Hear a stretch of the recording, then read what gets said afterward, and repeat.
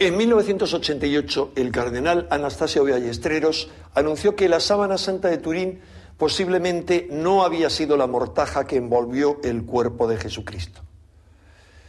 La datación de la sábana santa mediante el carbono 14 había demostrado que esa tela probablemente había sido tejida durante un periodo en torno al año 1300 de nuestra era. Sin embargo, 16 años después de esa declaración, está más viva que nunca la polémica sobre si la sábana santa es auténtica o se trata tan solo de una falsificación. Como veremos en este documental, la datación de la síndone mediante el carbono 14 plantea demasiadas dudas. No solo por lo discutible que resulta la fiabilidad de este método arqueológico de datación, sino sobre todo porque estos resultados no resultan compatibles con las investigaciones que han realizado muchos científicos con respecto a la autenticidad de esta tela que conocemos como la sábana santa. Además, si se tratase de una falsificación, ¿quién pudo ser el genial creador de una obra de arte que resultaba imposible de realizar en aquella época? La figura que aparece en esta tela es, en realidad, un negativo fotográfico.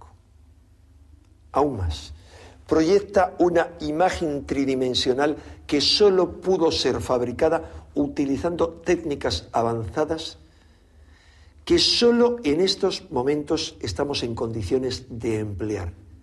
Eso en el caso de que hubiera sido un fraude. Pero nadie fue consciente de que se trataba de un negativo fotográfico durante 5 largos siglos, desde que comenzó a hablarse de esta reliquia en 1357. Pero hace poco más de un siglo, el fotógrafo italiano Secondo Pia realizó el primer negativo fotográfico de la sábana santa y entonces descubrió que se trataba de la clara imagen de un hombre crucificado. La figura que había dejado su impronta en esa tela correspondía a una persona de 1,75 m de estatura y presentaba heridas que habían sido producidas por una cruel flagelación, por una crucifixión y por una corona de espinas.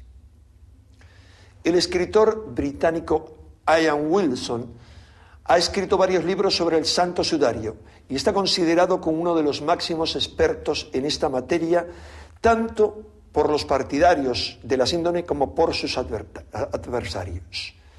A lo largo de este documental, Ian Wilson nos detalla su amplia investigación en torno a todos los estudios científicos que se han realizado sobre la sábana santa. Nos descubre los fascinantes indicios de la existencia de la síndone muchos siglos antes de que se produjese la supuesta falsificación de la misma. Y sigue pacientemente el rastro de la sábana santa a través de Israel, Turquía y otra serie de países hasta llegar a Italia. Se trata de un fraude o bien es el resultado de una misteriosa radiación emitida por el cuerpo de Jesús durante ese proceso que conocemos como su resurrección. Aunque yo me incline por esta última posibilidad, juzguen ustedes mismos tras examinar las evidencias que les ofrecemos.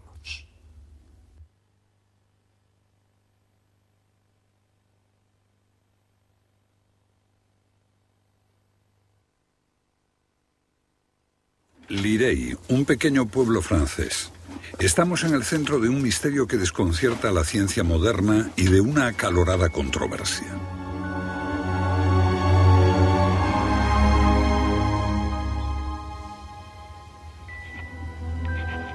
Debo comunicar a Santo Padre que unos sacerdotes de Lirey, mediante engaños y poseídos por la pasión de la avaricia, consiguieron para su iglesia una cierta tela hábilmente pintada.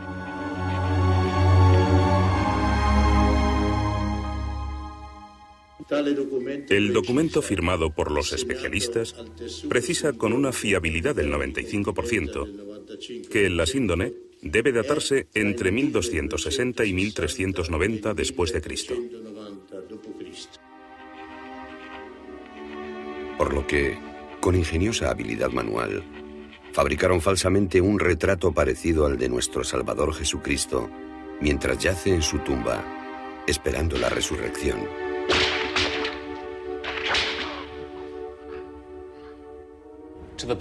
Estas antiguas piedras fueron testigos de la primera agonía de Jesucristo. Aquí, en esta tumba en Jerusalén, todo lo que queda de los viejos cuarteles romanos, Jesucristo fue sometido al escarnio y a una cruel flagelación antes de la crucifixión. Según creen algunos devotos, la sangre derramada en este lugar impregnó un sudario que tiene 20 siglos de antigüedad, el sudario de Jesús.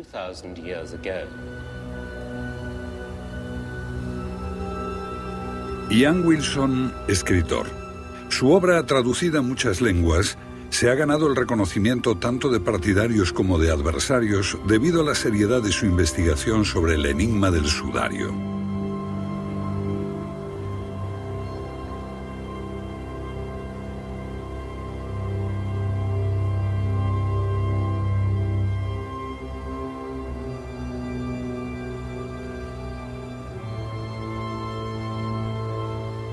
Esta antigua pieza de lino manchada y chamuscada por el fuego.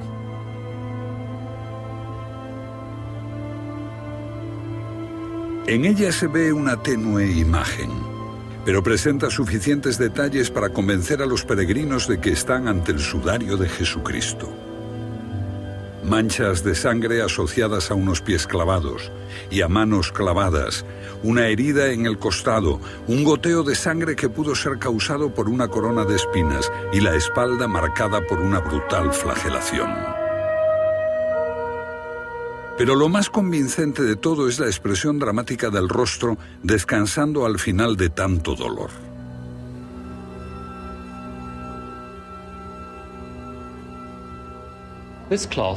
Durante mucho tiempo, esta tela ha sido considerada como un signo del cielo. Es la sábana santa. Está aquí, en esta catedral de Turín, en este cofre.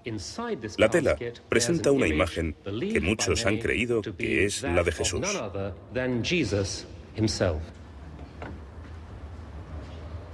Un objeto de piedad que durante décadas fue sometido a investigaciones por parte de especialistas de todo el mundo. Lo que descubrieron fue más extraño que lo que cualquiera pudiera esperar antes de la investigación. La mayoría de estos hallazgos confirmaba la autenticidad del sudario. Hasta octubre de 1988, cuando el método del carbono 14 deshizo la magia de la sábana. El veredicto fue que era un fraude, una hábil falsificación sobre la cual un obispo medieval había advertido ya al Papa. Los científicos implicados en la prueba de datación dedicaron mordaces epitafios a los que aún creían que la sábana era auténtica. Hay, sin duda, gente que todavía cree que la Tierra es plana. Por supuesto, ninguna persona inteligente les hace caso. Estoy seguro de que con respecto a la sábana también hay ignorantes. Absolutamente, estoy 100% convencido. El veredicto de la ciencia provoca consternación entre los creyentes en la sábana e incluso enfado. Acusan al jefe de la investigación, el profesor de Oxford Edward Tait, de un complot contra la reliquia, de manipular los resultados del carbono 14 y de fraude. Muchos escritores están irritados con Tait y con sus métodos de investigación, la técnica del carbono que data la materia orgánica midiendo cuánta radiactividad ha perdido.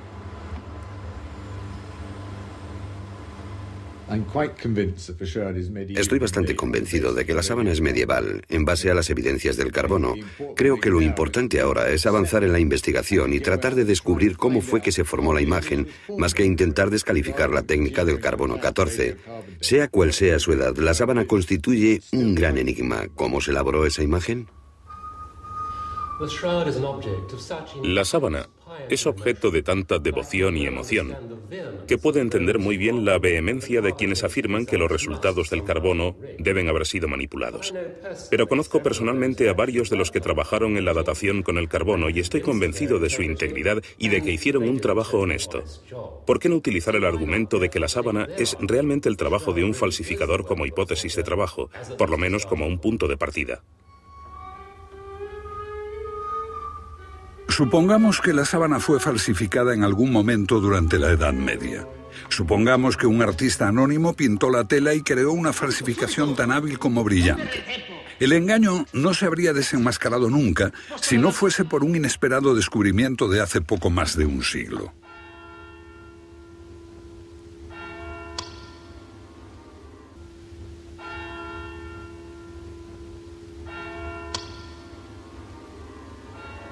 «1898. Un tiempo de progresos científicos que no deja lugar para la superstición. En todas partes, el frío escrutinio de la ciencia descubre la falsedad de las antiguas reliquias. La sábana ya no atrae a multitudes. Antes de desaparecer en los subterráneos de la catedral, un fotógrafo se encarga de fotografiarla para guardar la imagen en los archivos. Su nombre es Secundo Pia.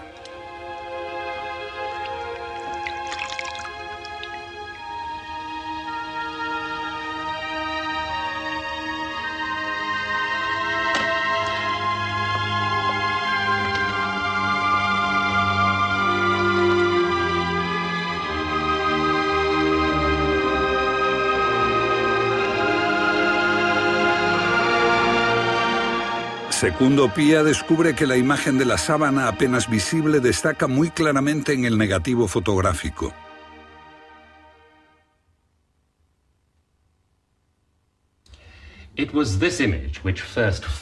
Fue esta imagen lo que despertó mi interés en la sábana.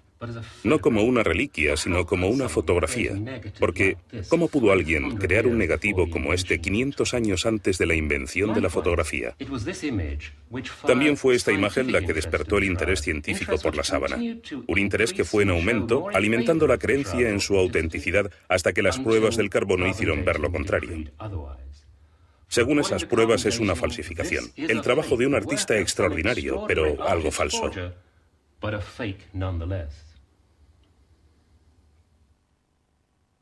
Isabel Picek abandonó Hungría a los 30 años. A los 40 pintó su primer gran mural en el Vaticano. Ahora es una de las artistas más famosas de Estados Unidos. También ha investigado la sábana como una posible falsificación.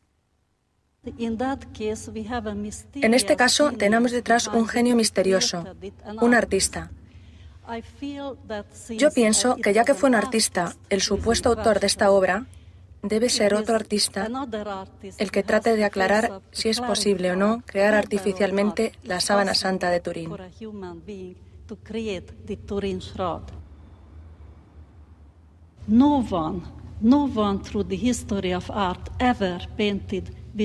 En la historia del arte, nadie ha pintado sin realizar un boceto, pero la sábana de Turín no tiene boceto. Esta es la primera gran sorpresa que nos produce la teoría de que estamos ante una falsificación.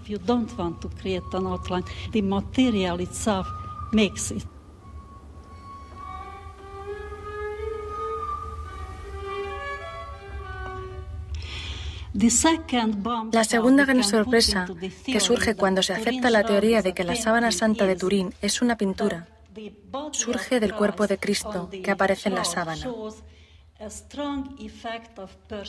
Hay un fuerte efecto de perspectiva, que en arte llamamos el escorzo. Escorzar quiere decir poner el cuerpo humano o un objeto entre unas intrincadas líneas geométricas de perspectiva.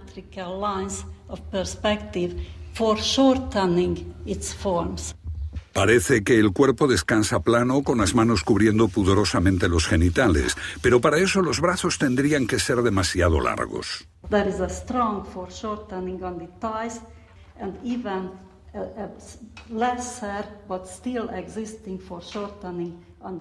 El cuerpo, como se ve en la sábana, parece yacer estirado.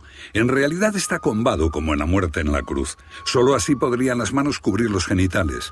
Lo que lo presenta plano es la perspectiva, pero los artistas del año 1300 no tenían ni idea de la perspectiva.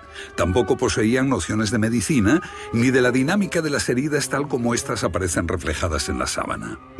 Marcas de la corona de espinas. Hay marcas de abrasión en la parte izquierda de la frente, donde se pueden ver las supuestas manchas de sangre. Si se invierte, se vería que van en línea, porque corren hacia arriba y hacia abajo y hacia los lados. Esta distribución se debe al movimiento de los brazos cuando la sangre estaba fluyendo. Son detalles precisos de una muerte terrible. ¿Podría haberlas recreado con esta precisión un falsificador medieval? Ciertamente no. Entonces, como hoy, Cristo fue invariablemente representado en la cruz con las manos clavadas. Solo en nuestros días hemos conocido los detalles de una crucifixión como las que practicaban los romanos. Las manos no pueden soportar el peso de un cuerpo. La crucifixión se hacía clavando las muñecas, tocando un nervio que afecta al pulgar.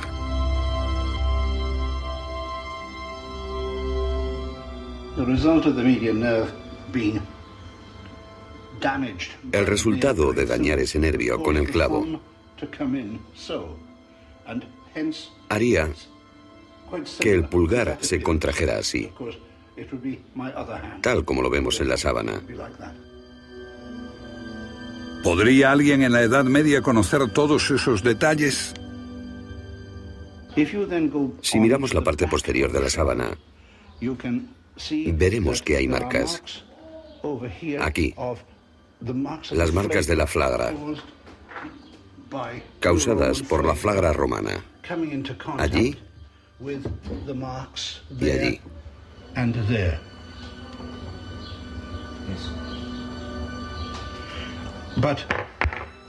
Cuando una persona era llevada a la crucifixión, tendría que caminar cargando el madero de la cruz entre los brazos. Si eran diestros, irían por aquí. Y si les empujo para hacerlos trastabillar, caerían sobre la rodilla izquierda y sobre el lado izquierdo de la frente, en esa posición. Y si volvemos a las fotografías de la imagen, veremos que hay una abrasión en la rodilla izquierda, la abrasión de la frente y el ángulo de las abrasiones del raspado en la espalda.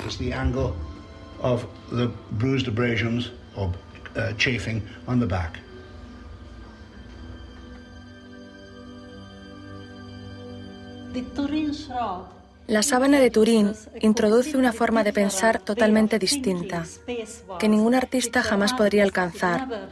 Es completamente ajena al arte, no tiene nada que ver con la historia del arte. La imagen de la sábana es tridimensional. Una imagen que emplea un concepto del espacio que ningún artista dominaba en la Edad Media y que ni siquiera dominamos bien actualmente. Este efecto solo se puede lograr hoy con el uso de una computadora, pero en el año 1350 no había computadoras en el pueblecito francés de Lirey.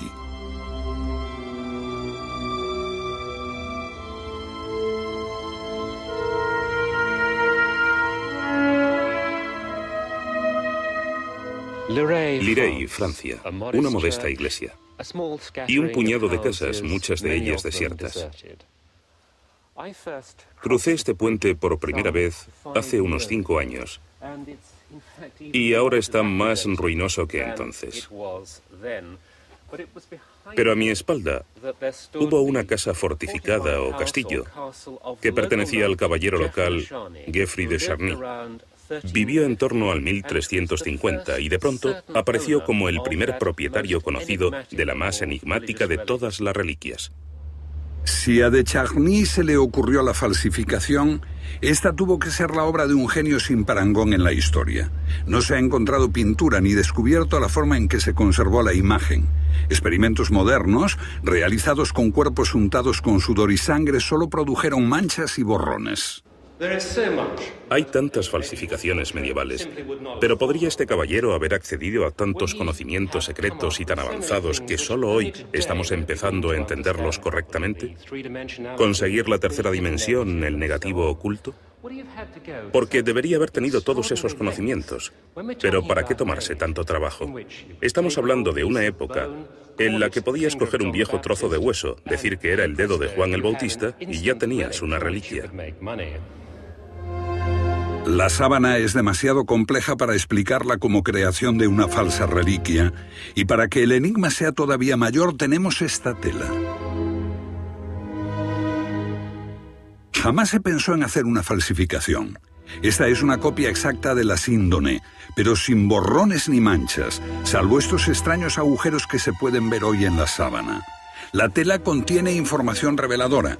Entre otras cosas, sufrió un terrible accidente que estropeó para siempre la sábana original. La reliquia se salvó de un incendio por poco, pero algunas gotas de plata derretida dañaron la sábana que estaba dentro de un relicario de plata. El fuego explica las quemaduras que se observan hoy. Esta copia de la sábana es de 1516, antes del incendio de 1532. Y como podemos ver, no hay ninguna quemadura, pero tiene marcas que son anteriores y revelan otro daño mucho más antiguo. Estas huellas se mencionan en un manuscrito proveniente de Hungría y fechado en el año 1192. Agujeros en la sábana anteriores al año 1350, cuando supuestamente se realizó la falsificación. Existe una historia de la sábana anterior a la fecha en que se creó, según la datación por el carbono 14. El manuscrito de la plegaria en Budapest. Su artista dibuja a Cristo muerto con 4 dedos, como en la sábana.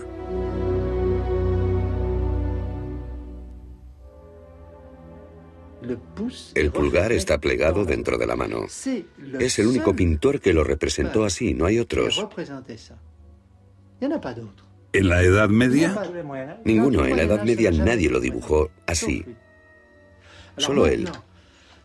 Y ahora, si miramos los agujeros, su posición aquí, el dibujo de los agujeros exactamente donde sabemos que aparecieron en la sábana de Turín, la conclusión es: este pintor realizó su obra antes del año 1200, unos 150 años antes de la fecha que fija la datación por carbono 14. Ahora bien, no es posible agujerear una tela antes de que fuese cosechado el lino con que se elaboró. Y esto nos obliga, quizás, a reconsiderar la datación por carbono 14. Que nous soyons obligés de reconsidérer la datation du carbone 14.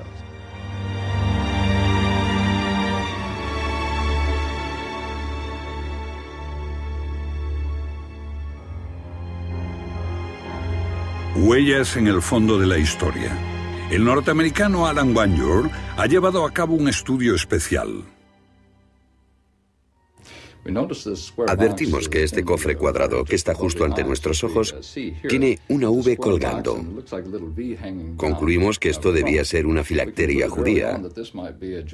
Comparándola con una conocida filacteria del siglo I, descubrimos que, en efecto, las dos son muy similares. Esto es un modelo que hemos hecho para demostrar nuestra hipótesis. La filacteria se introducía en un pequeño cofre de cuero y creemos que la V es en realidad la parte delantera de esto, que ha sido cortado o abierto y está colgando como una señal de profanación. Podría haber sido algo parecido a lo que se observa en la frente con bandas alrededor de la cabeza. Este objeto era muy conocido y de hecho aparecen en muchas pinturas tempranas de Cristo. ¿Fue este de algún modo el modelo de la sábana? Wanyor descubrió docenas de semejanzas entre la sábana y este temprano retrato de Cristo realizado en el siglo VI, y también descubrió algo importante con esta moneda bizantina.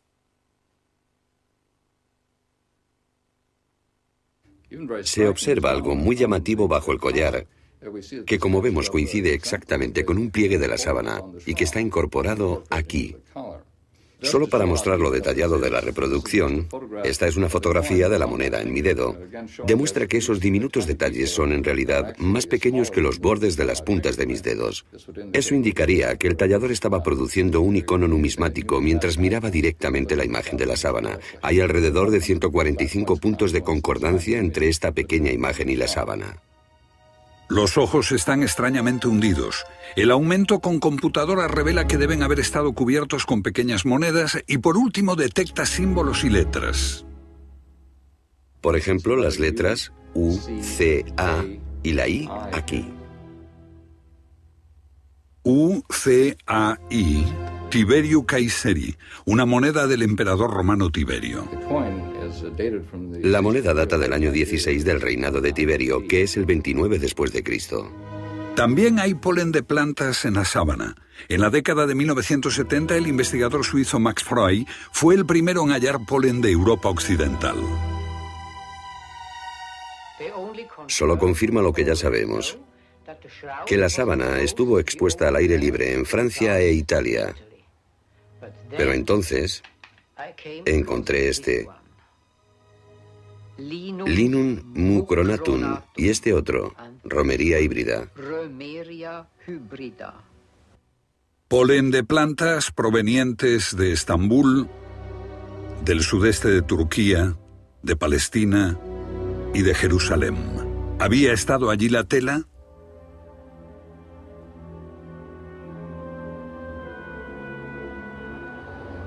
Si admitimos que la sábana no es una falsificación, que es auténtica, entonces el gran enigma es ¿por qué se descubrió tan tarde? ¿Por qué durante 1300 años nadie escribió nada sobre ella? No hay rastros hasta que de pronto aparece en Lirey, Francia.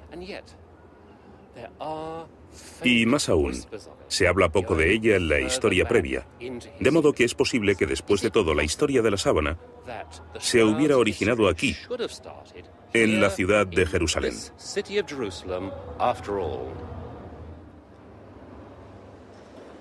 La iglesia del Santo Sepulcro, el sitio tradicional de la tumba donde estuvo Jesús envuelto en esta sábana esperando su resurrección. Las destrucciones musulmanas y la parafernalia cristiana lo han hecho irreconocible.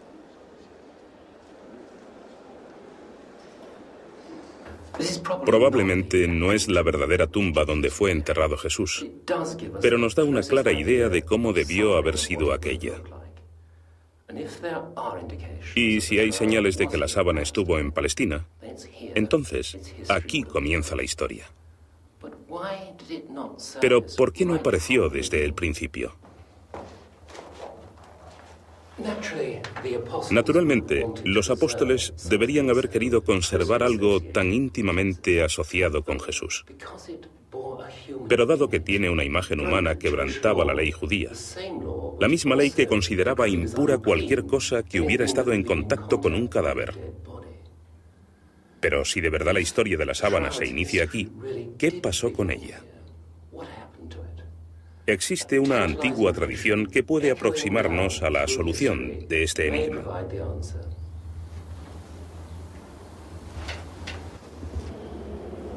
Un antiguo icono del Sagrado Rostro guardado con veneración por sacerdotes italianos.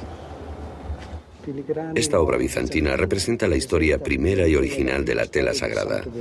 Es un retrato del rey Abgar de Edesa. En su lecho de enfermo, oye hablar de Jesús. Abgar, rey de Edesa, envía un mensajero a pedir la ayuda de Jesús. Este les da una tela que milagrosamente cura al rey Abgar. Esta es la famosa tela de Edesa, la tela de la que todos los historiadores hablan, especialmente los historiadores de las iglesias de Oriente, griegas y armenias.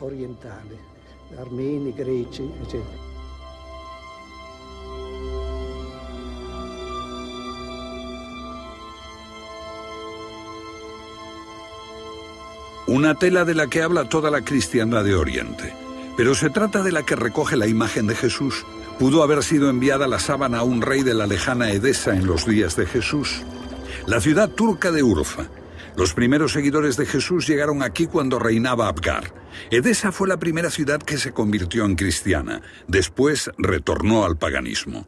Según relata la leyenda, los cristianos perseguidos ocultaron la tela en la muralla de la ciudad, donde permaneció olvidada durante siglos.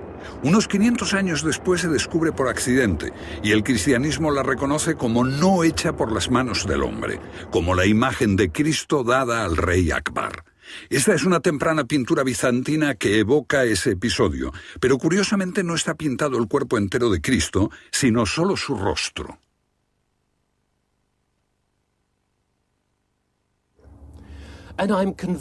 Yo estoy convencido de que aquí está la clave de por qué no hay ningún registro de la sábana en los primeros 13 siglos.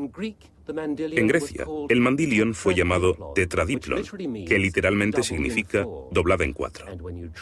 Y cuando intentas plegar la sábana así, lo que te queda es solo la cara. Después del descubrimiento del mandilion en Edesa, la pintura cambia.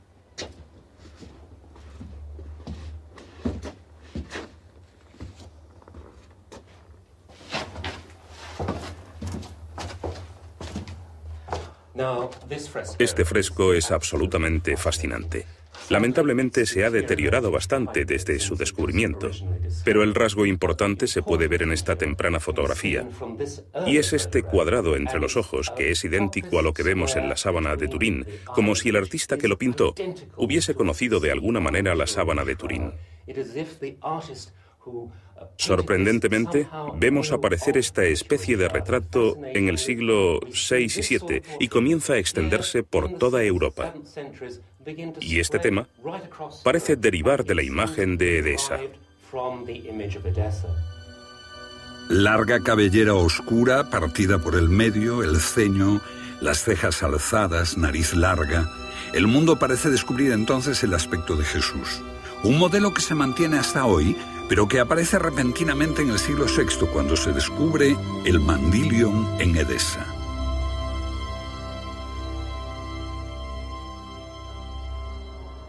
Estas columnas que están detrás de mí son restos de los tiempos de Abgar. Ahora la ciudad está dominada por minaretes musulmanes. Pero en aquellos días, el Mandylion la convirtió en un centro tan importante de peregrinación para la cristiandad que llegó a haber más de 300 iglesias cristianas, incluso después de la llegada del Islam. Tan apreciado era el Mandylion que en torno al año 1000 después de Cristo, un ejército bizantino llegó hasta las puertas de la ciudad y prometieron perdonar y liberar a los musulmanes cautivos y pagar una gran suma de dinero solo a cambio de la más preciada de las reliquias, el Mandylion. El ejército bizantino interrumpió su ofensiva con el único propósito de liberar al Mandylion de los musulmanes que ocupaban Edesa. Después fue llevado a Constantinopla, corazón y capital del Imperio Cristiano de Oriente.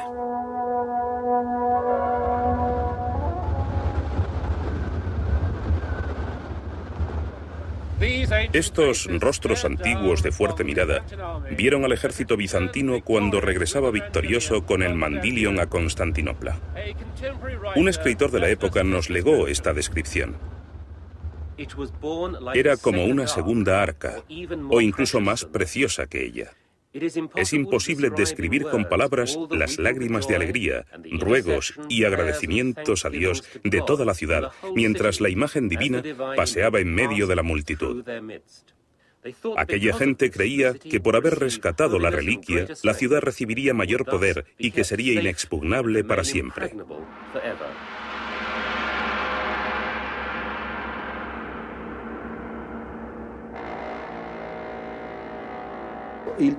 La gente creía que solo existía un rostro, porque esta tela de Edesa había estado doblada en 4. Era un tetradiplón. Se había recurrido a esta fórmula para que la imagen no fuese considerada un ídolo pagano, los cuales eran representados de cuerpo entero. Pero en la noche del 17 de agosto de 944, un monje que fue testigo de la llegada de la imagen escribió acerca del rostro y de la parte superior del cuerpo. Y tenemos otro testimonio. En esta descripción se dice claramente que la imagen de Edesa incluye el cuerpo entero de Cristo.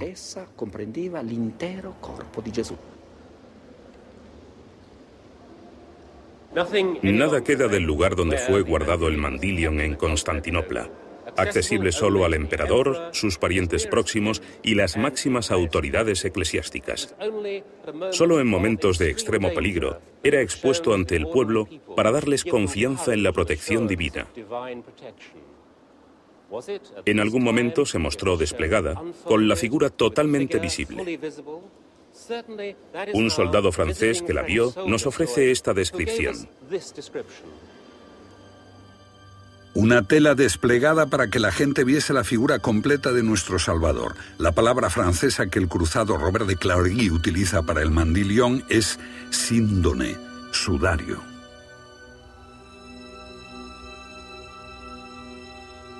En el año 1203 llegó la hora más crítica de la ciudad. Robert de Clary formaba parte de un inmenso ejército cruzado acampado ante los muros de Constantinopla. Los cruzados atacaron la ciudad, la saquearon y asesinaron en masa a sus habitantes. Aquel fue un golpe del que jamás se recuperó.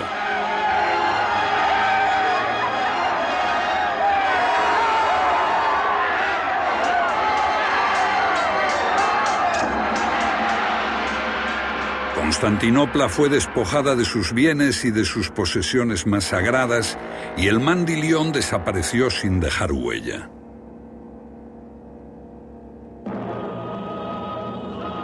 Mientras el imperio cae, los cruzados llevan el botín a Francia. ¿Acaso el mandilión formaba parte de este botín? Como huellas del tiempo, nuevos ecos resuenan. Los cruzados más altivos son los caballeros templarios, una orden rodeada por el misterio. Acumulan tanta riqueza que despiertan la envidia de reyes y papas. Abundan los rumores de idolatría y de rituales secretos celebrados en sus capillas. De golpe, son arrestados masivamente.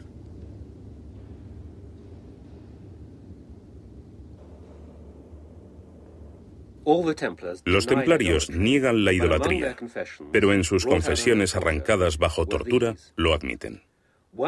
Uno describe que adoraba una cabeza humana sin plata u oro, muy pálida y descolorida, con barba como la de los templarios. Otro dice, la cabeza tenía 4 pies, 2 delante y 2 detrás. ¿Intentaban describir con estas forzadas confesiones el mandilion o la sábana santa? Iba yo a coger algo de leña en el cobertizo. Entonces, de pronto, vi parte de esta cara. La cara que los caballeros templarios adoraban. La vieja señora Drew en Templecombe, Inglaterra, descubrió la única imagen que ha llegado hasta nosotros.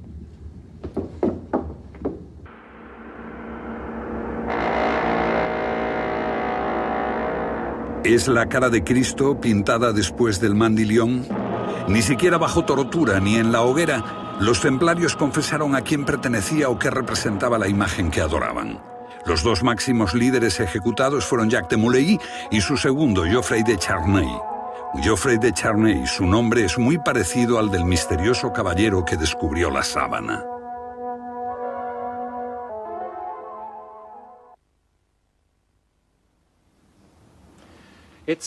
Solo una generación después aparece la sábana, tal como la conocemos, aquí en Lirey, en manos de un caballero francés llamado Geoffrey de Charny. La similitud de ambos nombres es tentadora, aunque no podemos estar seguros. Podrían existir vínculos familiares entre él y Geoffrey de Charny, pero de una cosa sí podemos estar seguros. El Geoffrey de Charny que vivió aquí no era un oscuro caballero más de provincias que residía en un pueblo francés. Era alguien muy importante. Estaba relacionado con duques y reyes a través de su esposa. Su prestigio era considerable. Redactó las normas de caballería para Francia y murió en una batalla contra los ingleses con el singular honor de llevar en su brazo la bandera de Francia. Difícilmente pudo ser un hombre dedicado a urdir fraudes o fabricar reliquias falsas.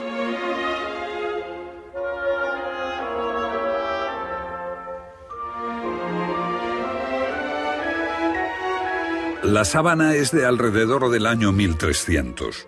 Por lo menos según la prueba del carbono 14, un método que mide la edad de la materia orgánica mediante la radiactividad de este isótopo del carbono. Pero ¿es posible que algo haya influido en las pruebas? La frecuente manipulación del pasado, el fuego que la quemó en parte, ¿pudieron alterar los resultados? No veo el modo en que eso pudiese haber afectado a la radiactividad. ¿Podría haber afectado el resultado de la prueba del carbono? No que yo sepa. ¿Podría haber sido por algún efecto conocido, contaminación, alguna influencia exterior que afectase la prueba del carbono?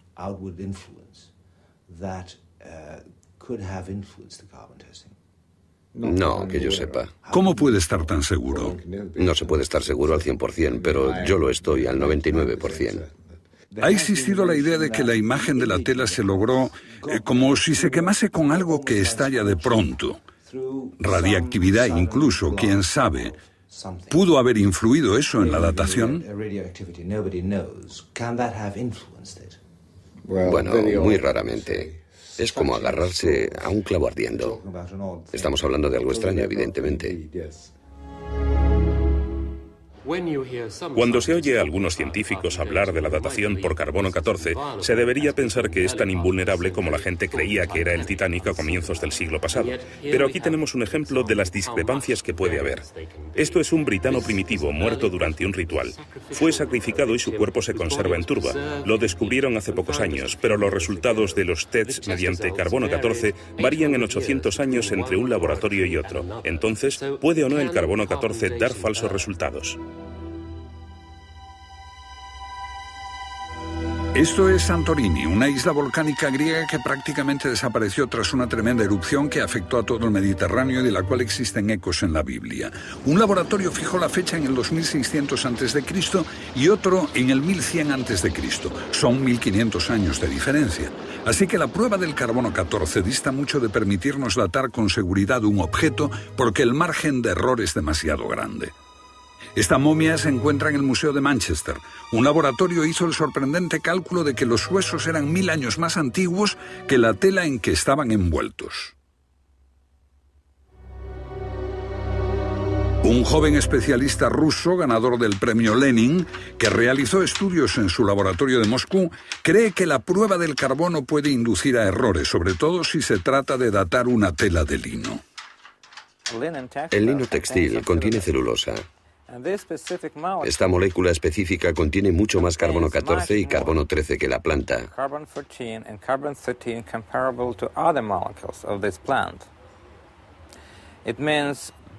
Esto quiere decir que el proceso de fabricación del lino químicamente supone un enriquecimiento inmediato con carbono 14 y carbono 13.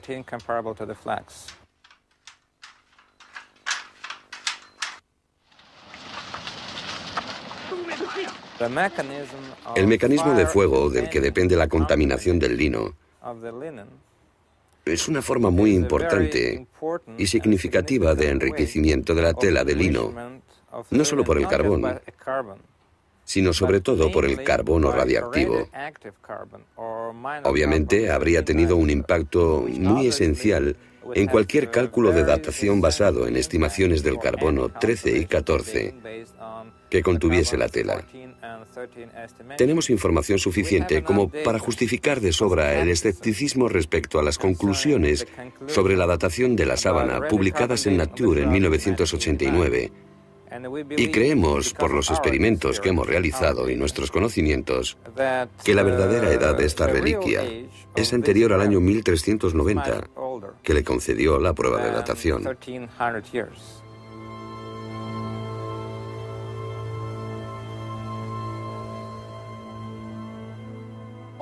Sobre el misterio de la sábana de Turín no hay respuestas simples. ¿Es el fraude más inteligente, el más increíble e ingenioso de la historia, o es la más impresionante de todos los tiempos? El enigma sigue pendiente de solución. ¿Perteneció esta tela a Jesús de Nazaret? ¿Fueron esos labios los que pronunciaron el sermón de la montaña? ¿Es ese el rostro de quien será mi juez al final de los días?